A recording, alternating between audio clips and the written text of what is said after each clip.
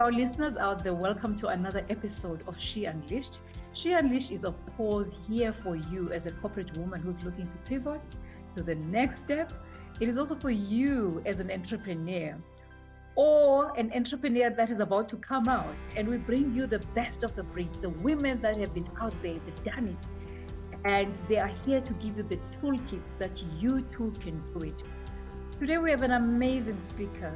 She is just an amazing person on her own. She's accomplished so much in her life, and she has been an honoree of quite very highly prized societies. And Modesta, you'll have to correct me because you just have a profile that I've never seen, and you're a power on your own.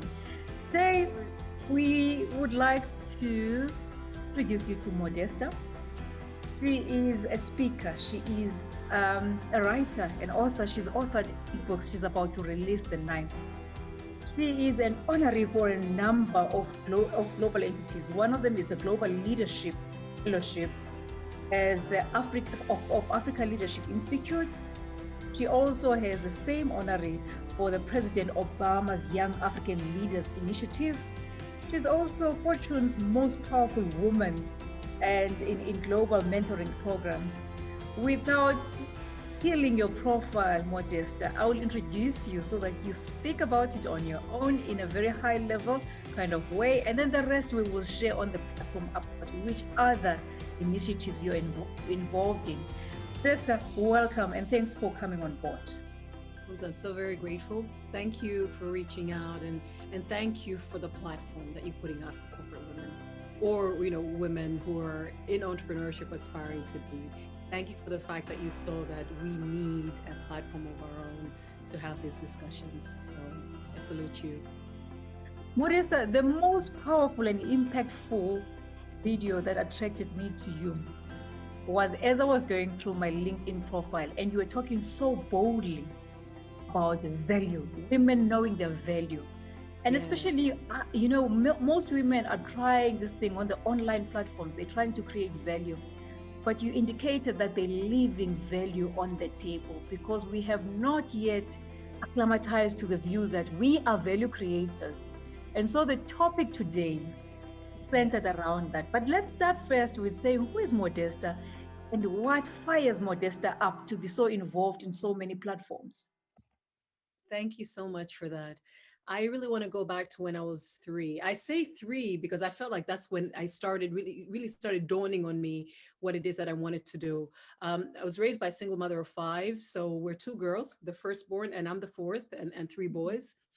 And I wanted to be a lawyer, truly. And I wanted to represent women and children. I knew this from as young as then, I believe. And so everything I did at school was towards that. I felt that society was giving, women and of course their children a raw deal, and I wanted to represent them. So I went all the way to, I did a law degree, and I subsequently even did my, the bar and became an advocate. But in my second year of university, I was really reflecting on what that actually looks like on the ground. Mm-hmm. Because it's one thing to have, the verdict you want in court or even legislation enacted. But now implementation on the ground is a whole other conversation. The police force could be bribed, the judiciary could be bribed, families can get in. And if there was land, maybe, that was entitled to a woman, that can be grabbed. We've heard of violence. So I really started reflecting on whether if I were to be a lawyer, I would be coming in too late on an issue concerning women, wow, and children. Because what you want to address is the fact, the place where the woman has a choice. How can we equip then women to have a choice and to have a say, so that we don't get to a place where all these infractions are done against them and then we have to be in court, right? And so as that was playing out in my mind, like, what does this really look like? I come from Tanzania in East Africa. What would this really look like on the ground? I just said, Modesta, you would probably be a very wealthy lawyer, but would you be at peace that what you won for your client in court is exactly what would be implemented? And at the end of the day, I think I've always had this mindset that I'm not dealing with the one person. I always like to have systemic reach and impact and change. Mhm. We shouldn't be, for instance, when we see women that shine and it is the odd woman, and we probably know the names, and we can point them out. You want to get to a point where there's a critical mass of women just doing. Therefore, there's no longer a question whether women can. You're seeing Mhm. women doing everywhere. So it's very clear to you. So now the question isn't even whether a woman can. If you're seeing women doing, Mhm. then Mhm. that no longer becomes a question. But when it's just the odd woman here and there, or the odd case one in court, but systemically women are really oppressed, and there aren't many opportunities. Um, you then want to step back and really look at how can I address this so that this isn't thing that goes on generation to generation. So I thought, okay, so then equipping women to become economically independent, because honestly, money talks, right? Mhm. A woman who has agency in her voice, and is earning her own income and is able to influence things, is going to have a whole different conversation, whether it be in the homestead or it's going to be in society, as a woman who doesn't and feels that they're at the mercy of family, community, etc. Wow. But then when I started then looking at what that would look like, I went back to say, this is really an African issue. I saw that men as well. So if in our homes and our families and communities, it is the women that are looked down on in the wider community, and coming from, I'm assuming, South Africa, that is very near, that is very recent. But even in our country and societies, many a times you then kowtow to, it could be Asian or Caucasian, people. So everybody has their own master that they're answering to. And I felt that there was a need then to equip Africans to be competitive. And Mhm. I narrowed down to the fact that it has to be marketplace competitiveness. Even when we were doing programs in the educational system from elementary to tertiary, it still was geared towards making you competitive in the labor market, in the business market, Mhm. because that is where then you would have a voice that's listened to, and the resources to be able to to back up what it is you want. And so I started this journey 20 years ago, uh, in employment. But how many years since? So it would be 14, 15 years in my own businesses, um, influencing Africa human capital development. But I still have a heart, for women and girls. And so you would find that I'm either on the boards of organizations that are supporting women and girls, or I'm on platforms, or I would write, and I've even started an organization that just, speaks to really women understanding who they are, what their worth is, and how to, communicate that. So, Modesta, the whole value thing seems to stem from how we were brought up, as I think you rightfully place it. It's how we're socialized.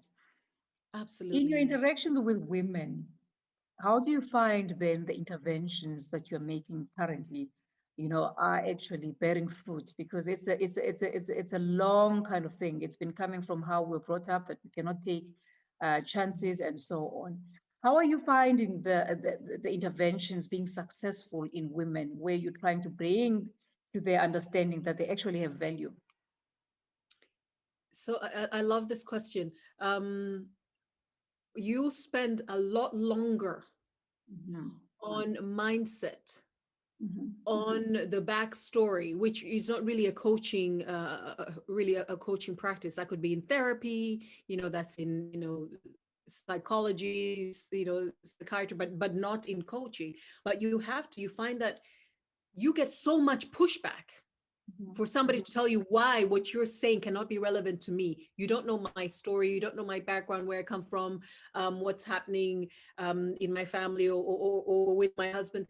So there is a lot more work that has to go into, and you truly have to have the patience for it, to go into getting most women to even accept that they can have dreams of their own, and that is valid, that they can have a say, on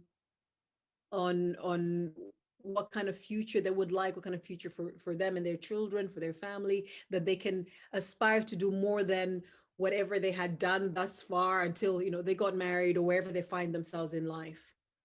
You find a lot of references to everybody else and how they have so much power and clout over the decision of the woman. A woman, many a times, will show you how all these other people and forces are greater than them, and so like they have to fight, to get through. And the truth, which is difficult to hear, is we all have power, all of us, all the time, but we choose to give other people power, and then we cage ourselves and we're holding onto the bars of this cage saying, let me out, let me out. But you have the key. So we do play the victim card. Now, you don't say that to somebody who's really been going through things, to say you're playing the victim.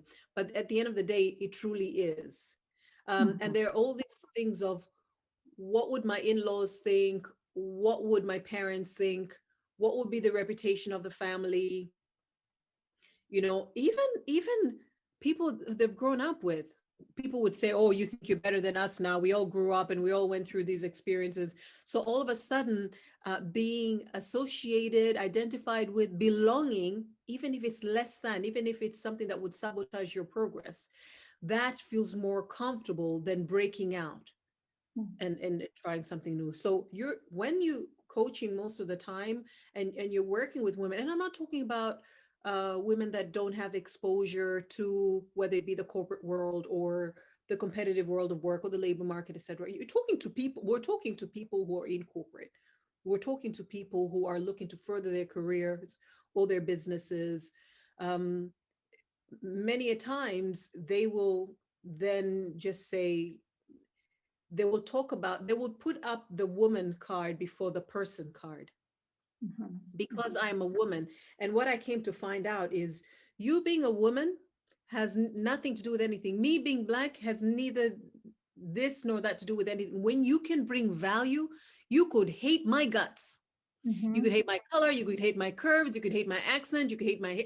But I'm telling you, when I bring value and you want it, you would take the value and you would spit me out. And that's fine by me, because I must also know what I want in the interaction. My mother, I often tell people my mother was forgetful. And you probably also heard me say this in videos, and people just find that weird. Like, why would you say your mother was forgetful when she brought you up? She was forgetful in that she didn't remind me she's a single mother of 5. Ooh, scandalous. She did remind, I don't know if you can hear me, because you're okay. She didn't remind me that she's a single mother of 5. Like, oh my goodness, scandalous. That, I am a girl, that I am African, that some days of the month we are middle class, some days of the month we're like bordering poor. There are all these labels and tags we have that we carry. So because this woman didn't ever color my world with that, I just went ahead and I did things. And if anybody ever brought up me being a girl or being African or being young, it really didn't mean anything. Those things had no power over me at all. I seemed defined half the time. I wasn't being defined. I just didn't have that interpretation at all, which allowed me to get on with so many things. I'm so grateful to her with so many things. And then, of course, learn balance, right? Because then I just took off. Learn balance, have emotional intelligence, learn to be tactful and to make way for others. But from the very beginning, I did not know that I could dream a thing and there was something in my way. It never colored my understanding. And that's because those labels weren't imposed on me. She didn't ever impose those labels on me. And Wow. as a And matter of fact, I mhm, still became an A-grade student. I still was respectful. I still obeyed. I still, I went to school in Swaziland, Eswatini. I would take my fees and go pay. And I didn't divert that money or divert the flight and go somewhere else or whatever. mhm, Right? Because, I saw her do. My mother modeled what a woman is. So I wasn't told about what a woman should do. I wasn't told what a woman's place is. I watched her and I watched her cousins, my aunts, And so I just knew we just women do. I didn't know anything about, I didn't know the word gender. I didn't know the word mentorship. I didn't know the word women empowerment. I didn't know any of those things. I just saw women do. So I just did. And I didn't even think it's women doing. I just saw we do. That's what we do. So I Mhm. just did.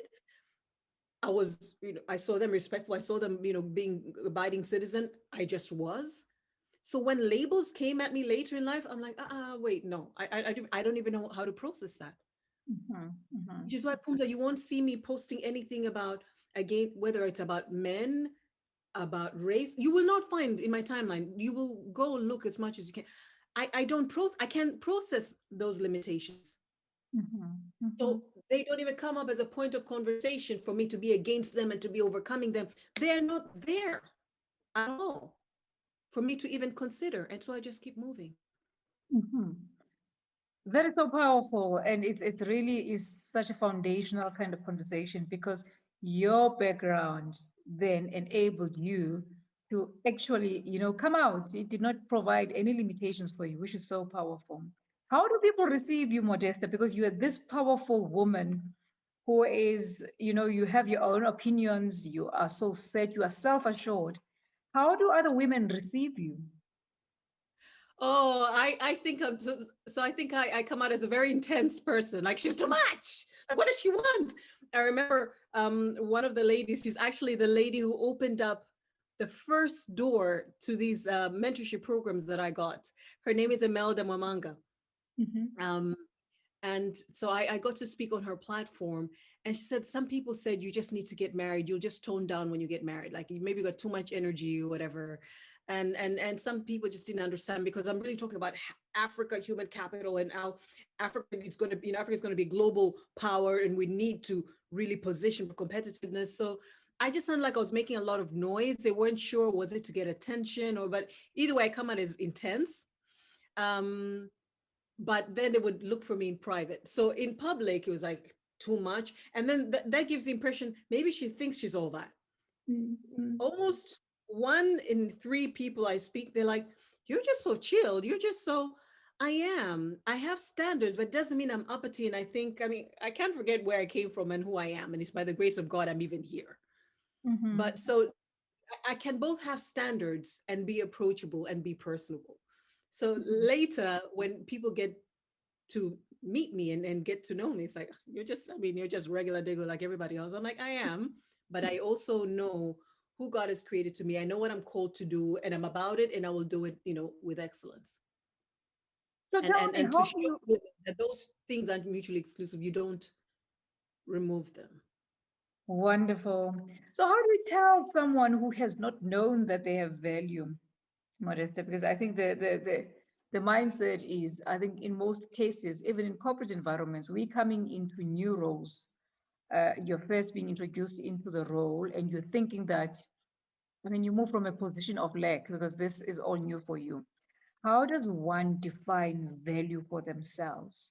And I know it's a broad question because I think Sure. it also stems to, I mean, we had discussion where we said, even when women get called into platforms and they're here to add value, somehow they don't get to articulate what their value is, or they don't even price, which was the important discussion that we as Yeah. women always are so willing to say, oh, it will be a platform that creates my profile, but we never know, when is this profile created? When are you ready to start demanding value for what you do? Sure. Sure. Oh, I love that. You also see people doing a lot of things, they give away a lot of things, like, yeah, until people get to know me, until I'm like, no, you're good. You've got great value right now to give right now and to charge for it. Like, really? But nobody knows me. Your value still remains your value. Pumza, here's the thing.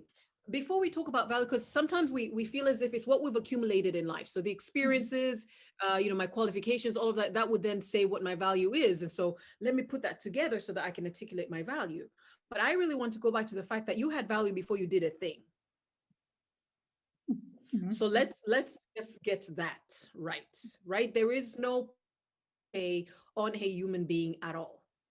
Like, I don't know what you are and what you believe in, but I believe in Jesus Christ, and the fact that he found me to be of value, to die for me, I'm already extremely valuable. So that in itself, Mhm. because Mhm. everything else can be learned. whether it Mm-hmm. is knowledge, whether it is skills, even competencies and attitudes. People can change and learn. But so me showing up just as a human being, dignity is a minimum. The fact that I do have value, and I can offer value. Mm-hmm. But the other thing is to then, many times I'll ask people to count absolutely everything they're able to do. We often think things that we did not get a certificate for, or we're not on somebody's payroll for, cannot be esteemed to be of value. So it's just a Mm-hmm. thing that I do. It's just a thing I've always done. Like, people always come to me for, yes, that thing. There are people packaging that and charging premium for it.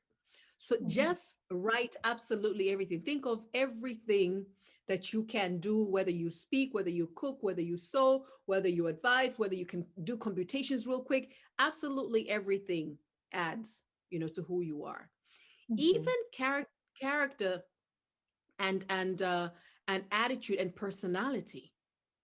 I mean, there are people who are paid i- premium to show up and be able to broker relationships, to be able to even Mm-hmm. even things out after things have gone wrong.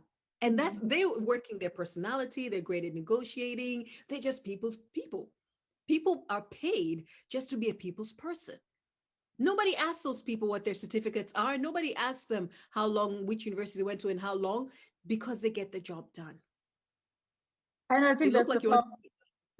that is Mhm. so powerful because I think we are aware of the value that we add. We just have not been able to price it because it's exactly what you say. We are naturally the nurturers, we the networkers. We create the bridges where they've been broken, but we've Mm, not learned to demand value for it. We think we mm, should be doing it as part of our character or just being nice, but we yeah, never demand that, you know what? And I think what men tend to do better is they are able to call a price for these things that we always discount, absolutely. for ourselves. It's the same kind of conversation that happens when there's a job offer on the table. You don't articulate all of these things, and meanwhile, these things are meant to add a premium to it. Absolutely.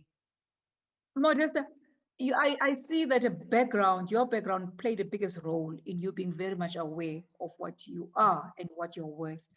How can we do it better as women? Because it looks like it's linked to a lot of what your conversation was about. We are fearful of the consequences, that once I name a price and people have not been used to me demanding my value, there may be consequences where you are isolated, you're rejected, and all of those things. Sure. How Sure. do you encourage women to start going forward regardless of that? All right. I'm going to share with you what has worked for me. And I believe these are principles that others can apply as well. And including some advice I've gotten, from some of my mentors, etc. Mhm. So the first thing is to know that you have a value, even if you have not done a thing towards that thing that you're possibly looking to position your value for. Mhm. And the second thing is then, start thinking of absolutely everything. And I would say that your family and your friends tend to come to you for, or your colleagues would tend to defer to you for, note those things down. They're not just a thing, especially with this mindset of it's what I studied for, it's what I'm certified in that will give me my value. So if I were to go by that, then I wouldn't be of much value to this world because I'm not practicing law at the moment. And that is what I studied. And that's what I'm certified in as an advocate of the High Court. Mhm. Right. So then I don't know what I'm doing out here. Like, right? Mhm. So, note those down. But the other thing is, it is really key, this packaging you're talking about. It's key to package. You could be, I remember my partner, she's actually, and I say, she says she was in a context where there's this gentleman, a business networking meeting. He spoke so fast and he saw a partnership between them, but he was speaking circles around her. Next thing she knows, she's about to say yes to a partnership she's not even really interested in, but this guy just sounded so convinced. And I cracked up. I said, okay, so clearly you making decisions as they hit you is not a thing that you'd like to do. Mhm. Now, Mhm. everybody should live prepared. So I would recommend that you then write down what it is that you can do. But of course, you may not mention absolutely everything under the sun, but you could decide an area, a niche that you want to, focus on, mention what you do bring. Mention the solution that you bring to which people exactly, with what outcomes. Mhm. Get testimonials, even if somebody didn't pay you. If my family and friends benefited from that, I'll ask them for testimonials. If I was at the level where I didn't have enough of a background, Mhm. so that people can see, oh my goodness, social proof. They've done this for them and they've had these results. Mhm. But it's also very key to practice. Then what is it you're going to say? Practice beforehand so that it can keep coming out of you, Mhm. and then start looking the part. Show up in the context, in the groups, in the professional setting, whether that be LinkedIn, or you're joining conversations such as this, where people, conversations, and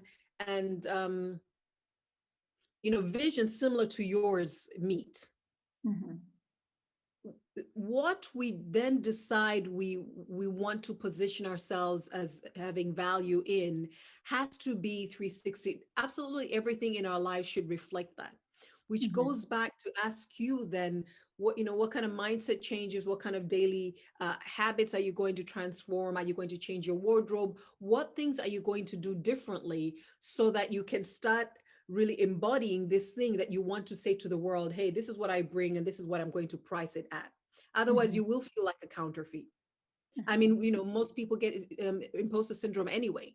But if Mhm. you are not doing the work, you will say that price and then you'll blink a lot. And, like person will call your bluff and say, look, can we negotiate that? Right? Or they will just say, just do it for now. You're introducing yourselves to us. After a while, when people get used to you, maybe you'll charge. And like, yeah, okay, okay. But, you don't really feel comfortable with that. Mhm. Mhm. One of the things that my mentor said to me is, if you want to establish your value and you want to mention a price, and don't even mention a range, mention a price, a figure, a specific figure. He said, you need, if this is what you believe is what you are worth, you need to say it and then keep quiet. I mean, if you're going to step on yourself, pinch yourself to not say a thing, do it. And allow, be ready for the fact that they might say no and you would have to walk away. Mhm. But Mhm. you continue adding value. I'll tell you, in 20, I think it was 17 or 2018, because I transitioned from Tanzania. I had a group of 5 businesses, moved to the US, my husband studies, and so then transitioned to what I'm doing now as a way of still staying in my field, but also being able to be here for my children and my family and my husband. So being ready to walk away but continue to show value. 2017, 2018, I did, from the 1st of January to the 31st of December, which was, both of them were Mondays, these Facebook lives. There are times people didn't show up, for one. But you know how I speak, right? I'm there and I'm live and I'm speaking and I'm talking and I'm really adding value, but no one was paying me. So imagine I am walking away, and I did. I think I walked away from 3 contracts. They were insulting contracts, really insulting offers. I walked Mhm. away from those. I didn't have a plan B, Punza, but I said, I know my value. Now, I know in Tanzania, my name may have meant something. In the US, nah, you just, especially if you're working from home, like, who, you don't even network, who sees you? So I kept on doing that. Mhm. But people then did see, when I was talking about personal development, when I was talking about career, then when I spoke about business and I spoke about leadership, and I had people, that I was interviewing that came in, people did see. So when I announced something the following year, even those who didn't know where I came from, what my context was, those who did, they're just ready, like, Modesta, we've loved your things all these years, certainly.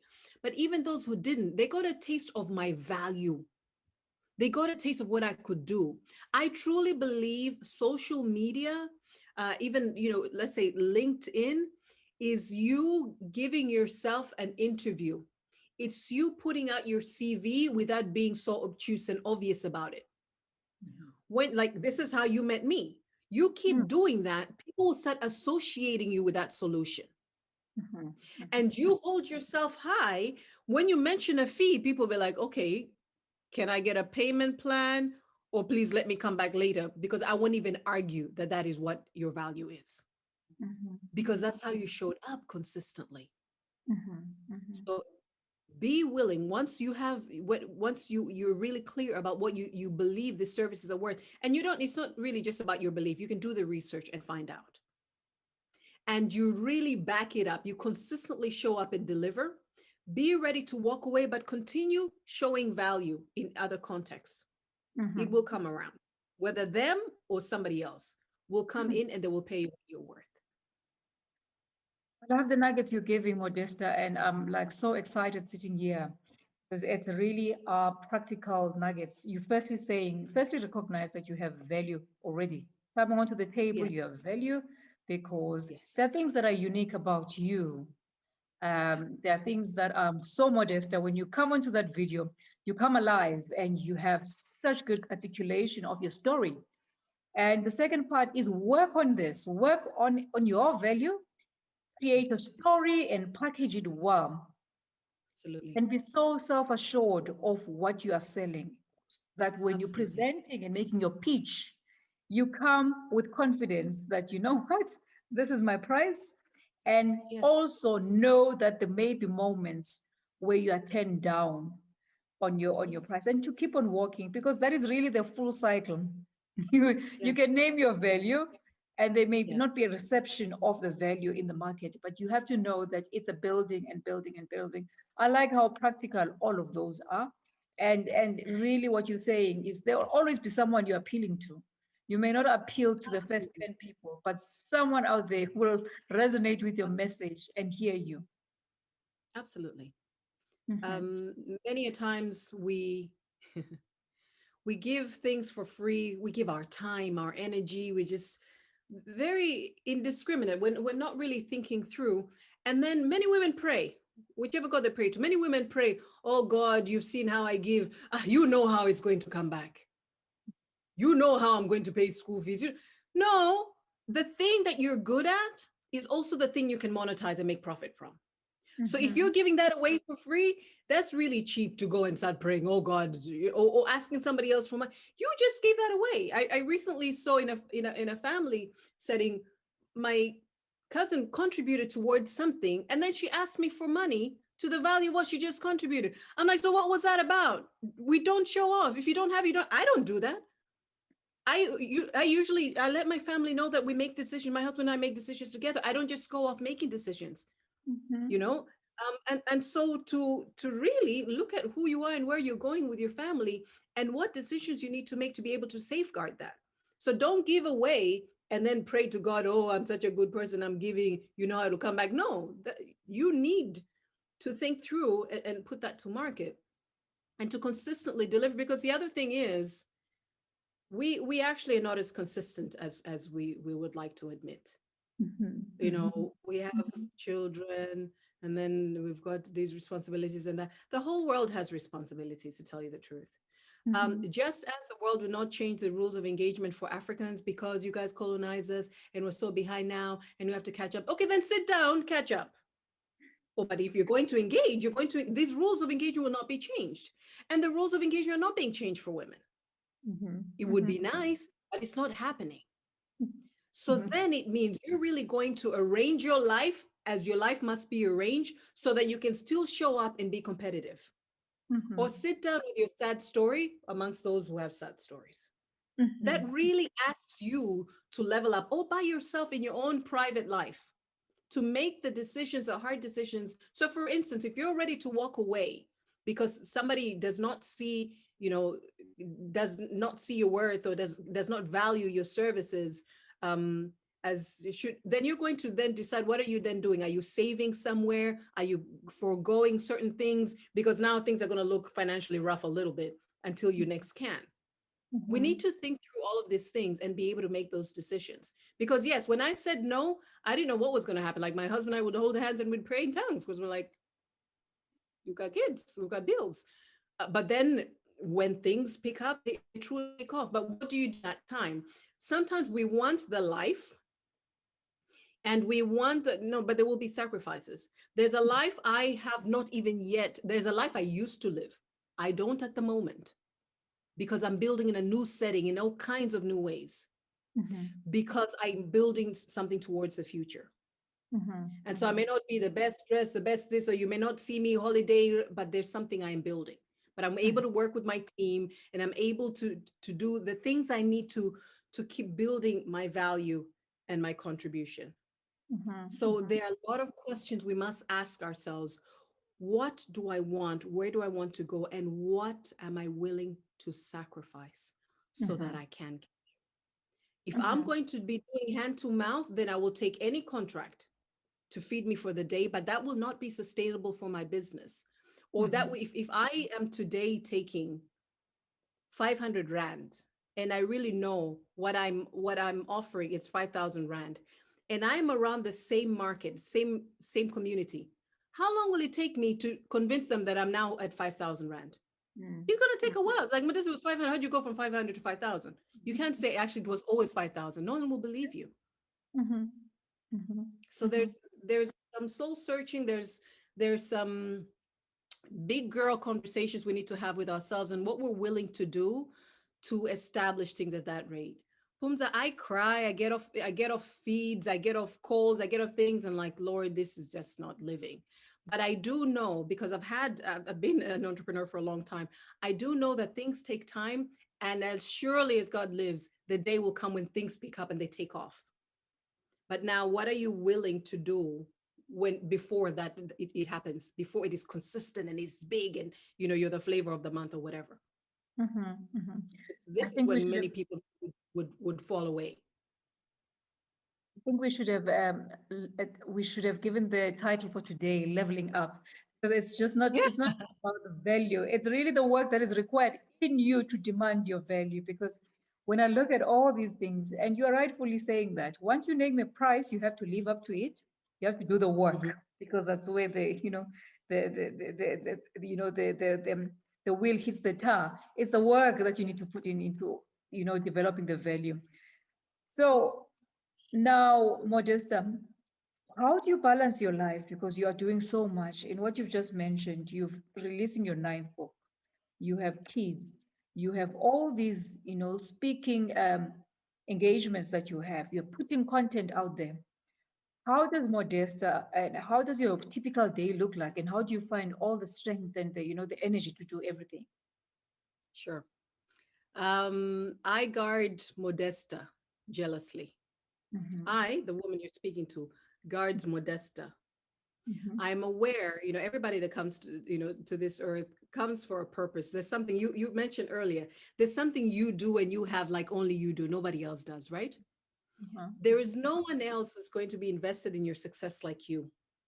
No one else, even if they Mm-hmm. love you, parents, siblings, whoever. Mm-hmm. So you then need to remind yourself, if I am going to last and do that which I do want to accomplish, then I will have to steward, manage myself well to get there.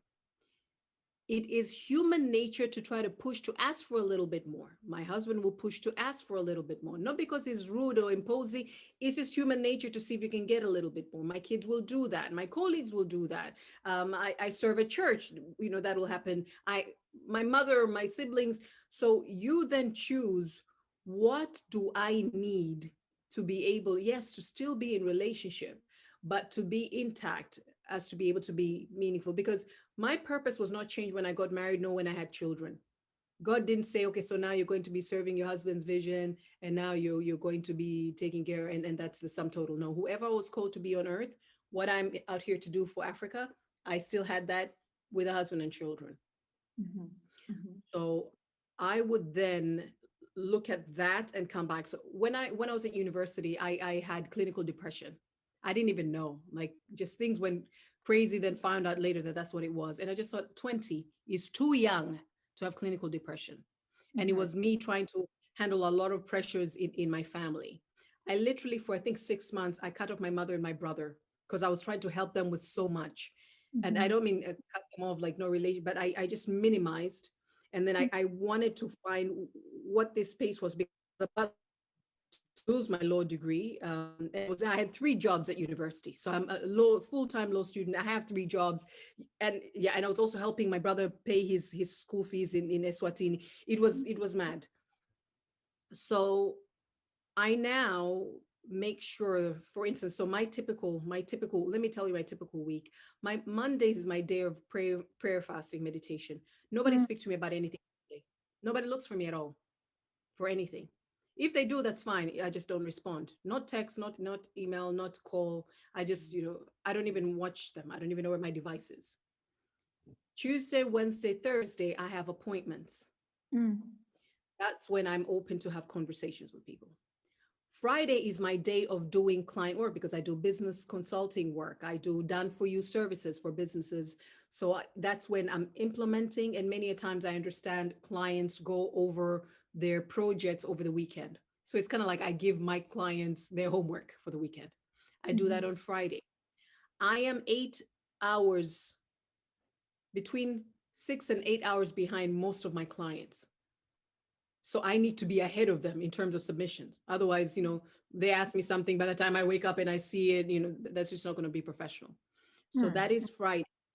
mhm, Saturday is my day. mm, Whether that day I'm writing, whether that day I don't know, just binge watching something, whether that day I just want to lay in bed. So my mm. kids would knock and I say, Mommy's not here. They're like, you're here. You're saying you're not here. I'm like, yeah, but I'm not here. Humza, I may or may not get out of that bed, which means I may or may not even get out of my pajamas. When I do get out, that's when I get out and I'm available for my family. So if my husband had any plans in his life, I ask him to wait until I leave the room because the kids will come ask me anyway. Then it defeats the purpose of me having alone time.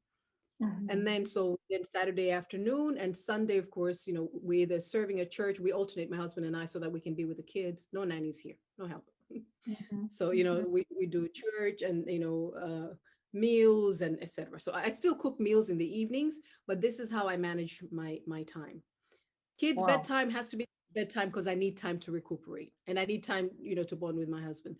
So we I have to jealously guard that. I've removed WhatsApp groups.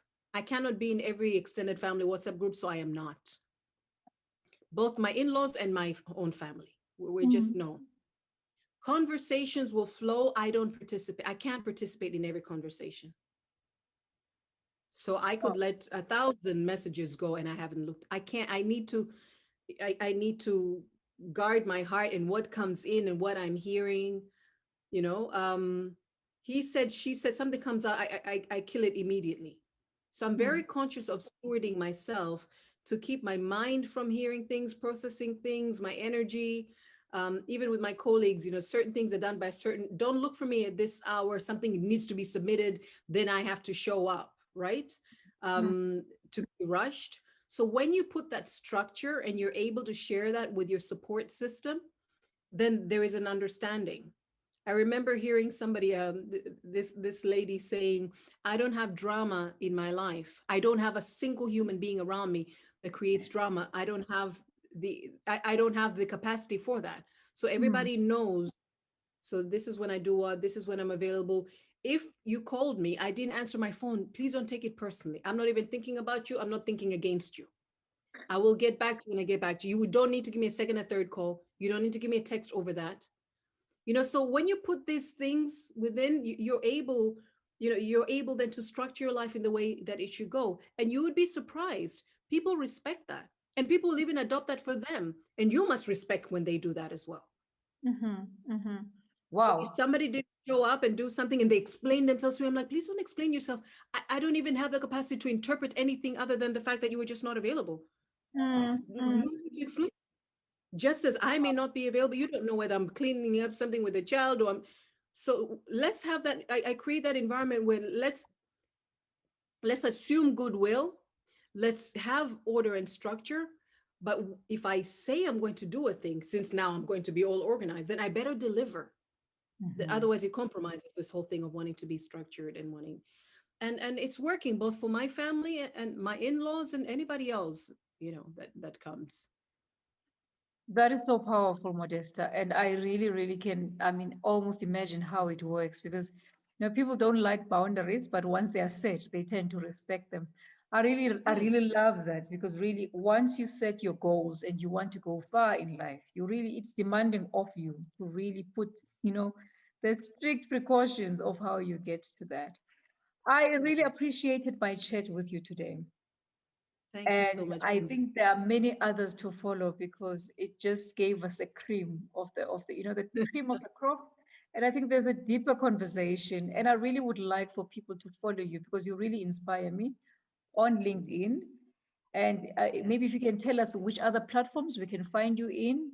And I know that you are also a mentor and a coach in your own capacity. If you can tell us where can they find more knowledge about Modesta? Thank you so much for the opportunity. So they can go to modesta.africa, Mhm. www.modesta.africa. So you get to learn, more about executive coaching, business consulting, subscribe to the platform for articles and etc. And then there's a YouTube channel, modesta.africa TV. Mhm. And that gives you really personal branding, career, business, finance related content as well. Thank you so much. You are such a repository of discipline, Modesta. If I can, I think any woman who gets in touch with you really, really can go far, because you've Thank mastered the you. art. I mean, all of the things that you call out are things that sometimes we know, but we don't actually practice or apply in our lives, because we are fearful of the responses. Especially if you've not set those boundaries before, it becomes that much I'll tell harder you. to set them. Let me tell you something though. When I got married, it was that threw a curveball at me. Being independent, coming from really a lineage of women that just do and lead. And I spoke a lot in we. I wanted my husband and we are doing this, and I realized that we weren't moving as maybe I would have liked us to move. And there's a Mhm. day I just thought, my single mother of five and what she was able to do by the five of us, right? I have just two children and I have a husband. Would I Mhm. really one day tell my children I wasn't really able to set them up for the life that, really I feel like a minimum of the life that they deserve because your father and I realized I was using my husband as a crutch. I was using him as an excuse because this is what we do and we're not able to move. And I made a decision, and that sounded crazy. I made a decision. So first of all, I'm not going to divorce. I just don't have the thing for it. So we're in, right? We're locked in, which means any transformation, any growth has to happen here. Yeah. But then I realized I needed to get out, even in my marriage. I needed Mhm. to get out by myself, take ownership of decisions for my life and these girls' lives. Mhm. If he aligns, God, I thank you. If he doesn't, it is well. But there Mhm. is no way I am going to be enabled with my husband and two children to do what my single mother did for five, three Mhm. boys and two girls. And that was a wake up call for me. So all this discipline, being clear, I wasn't born that way. But it came to a point where I noticed my life spiraling, and my crutch and my excuse was we. This is I was moving at the rate of we, and we wasn't progressing us. Mhm. And I remember I used to say, I just want peace and progress. So if you touch on an area and that area was too sensitive, I would pull away because I just want peace. I was like, let's get progress, but let's do it peaceably. So Mhm. learning wisdom, learning, differences. And they got to a point where I said, I'm going to take off. And I pray God the results of my taking off will be a witness to my husband. Mhm. Mhm. Mhm. Waiting and years are going. So this is how this all had to come together. And of course, being in this context where you don't get support for anything. If anything's going to Mhm. be clean, it's up to you. And then getting to a point where now I've got, an 8 and a 7-year old, I can teach them. So they also do some of their cooking, cleaning, etc. That is an extra layer of discipline you need to have if anything is to happen. Like the Mhm. bus will leave you, or the event will end, or the whatever will happen, if you don't show up in time. So we've had to be that way, but it really Wow. came from the fact that I had just been comfortable in that somehow we'll move together as a couple and as a family. And I noticed, because we're here for my husband's study, so he's moving some things in his life, and I Yeah. was kind of hoping I Yeah. would also be in that equation. And when it wasn't happening, not even out of malice, I'm married to a wonderful man, but Mm. just, it wasn't happening for me and for the girls. So then I just said, hey, Father, even within this marriage, I'm just going to take Mhm. off. So, That's powerful because then we move away from being the victim of the yes, situation. yeah, You say, this is the kind of life that I want to live, yeah, and I'll go for it. Regardless of what's, around me, I'll navigate myself around what is around me. That's such a powerful statement. You live your truth. I truly appreciate you, Modesta, and as just the mentor that I look up to and I mean follow, um, with consistency. What you say, your message is so clear. It's like you're a wake up call. It's like that alarm bell I need to wake up at 5 o'clock. And more just like, hey, girl. oh, thank you for that. So I really appreciate your message, and I really would want to amplify your message because it's a wake up call that most women need to hear. And I really value you. And thanks for making the time to really come up and to hear and to be with us and share your pearls of wisdom with us. So with that, we are closing off. I think this was mind-boggling. It will give you thoughts. It doesn't say that to be independent and to be out there, you need to be outside of the marriage. You can make it work within a marriage. The decisions that you need to make as a woman. This was really power-packed. I'm still in awe. And as much as we've come to the end of the time, I really, it's things that I will take personally and apply in my own life. Thanks for the women who are like you, Modesta, who take no excuses and who really are out there to make it happen. Thank you so much.